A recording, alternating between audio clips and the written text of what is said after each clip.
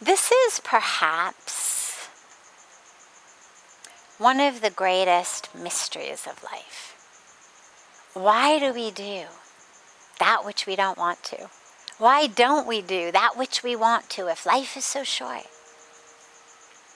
Why do we waste so much time? There's a beautiful poem, you could say. Not a rhyming poem, but a beautiful poem. And I want to say it's by the Dalai Lama, but I'm not sure. It may have just been attributed to him. But it says something like, the greatest irony of our times today is that we spend all of our health to acquire money, all of our time, all our energy, all our health to acquire money. And then we try to use that money to buy back our health. That we have, taller buildings and fancier buildings and fancier cities. Building bridges across rivers, but not building bridges in the hearts of people. And I'm paraphrasing, of course, but the beauty of the poem is this irony that we know life is short. We know what really matters, and yet we don't live it.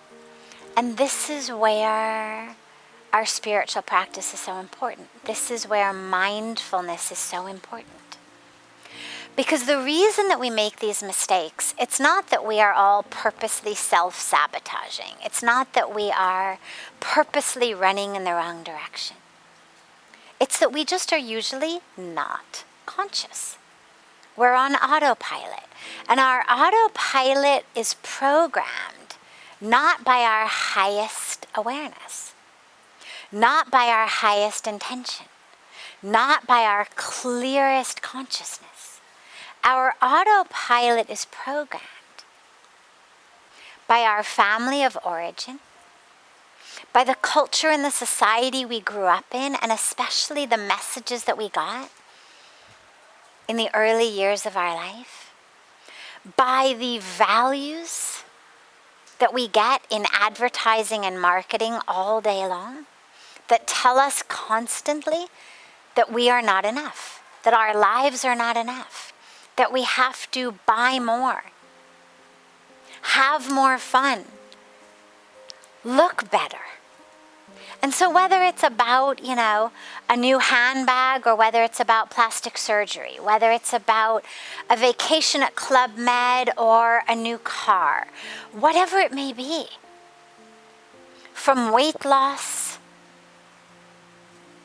to some brand new career, to everything in between, we spend our lives in this autopilot of just reacting to what the messages that we get from outside tell us. Oh, do this, it's really fun. And hey, look at these people in the commercial. They are so beautiful. And what's the subconscious message? If you do what they're doing, you also will be beautiful. You also will be happy. If you look at the TV shows that we watch, for example, there's so many cues that we get about how to live life based on, if we do that, then we also will be as happy, as beautiful, as carefree as the people in these sitcoms.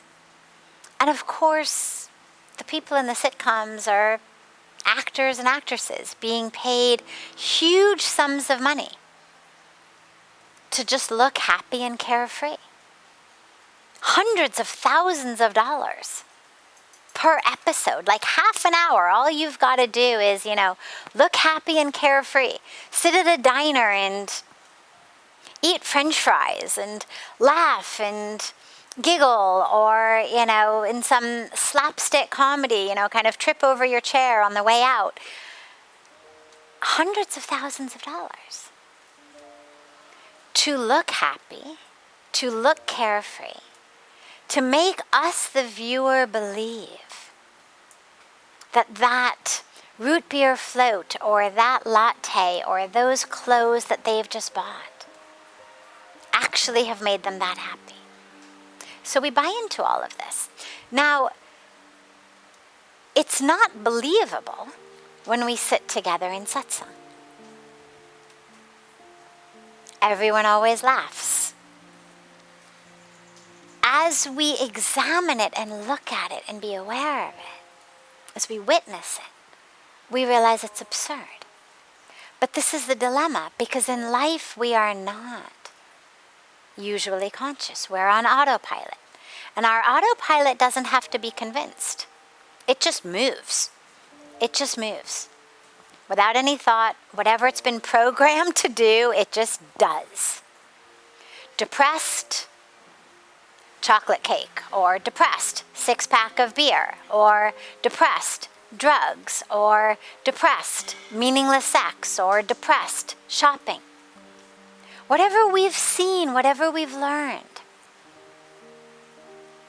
it's what we do. This is where all of our spiritual traditions emphasize consciousness, mindfulness, so that in every minute we can really ask ourselves, is this how I want to be acting? Is this how I want to be speaking? Is this how I want to be spending my time? And this is where also the awareness of death is so powerful. Because every time someone we love dies, or every time we get afraid, oh my God, is that, going to be a cancer diagnosis? Every time someone we know or love gets a diagnosis like that, it reminds us, life is really short. Life is really tenuous. Every moment is so precious. And it brings us back into consciousness.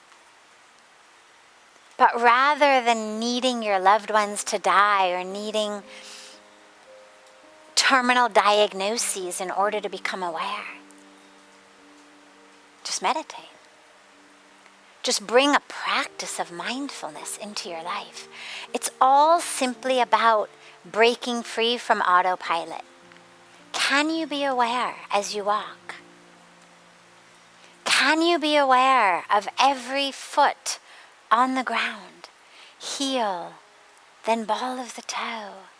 Can you be aware as you're drinking a glass of water what it feels like on the lips, on the tongue, going down the throat?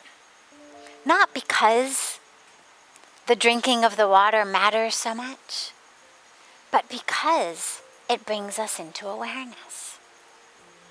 And as we're brought into awareness, we're no longer on autopilot.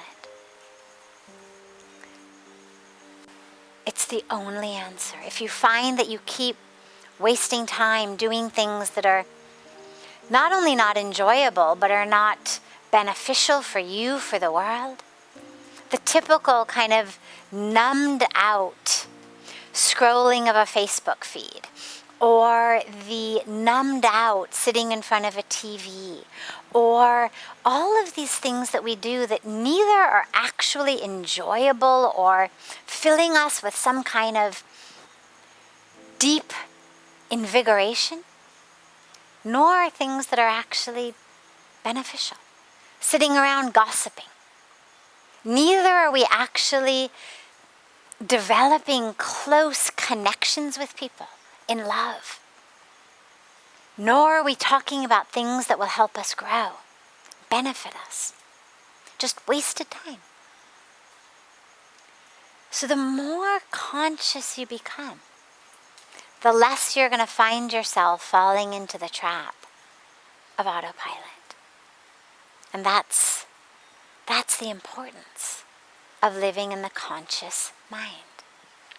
So if you haven't started a practice of mindfulness, today is a great day.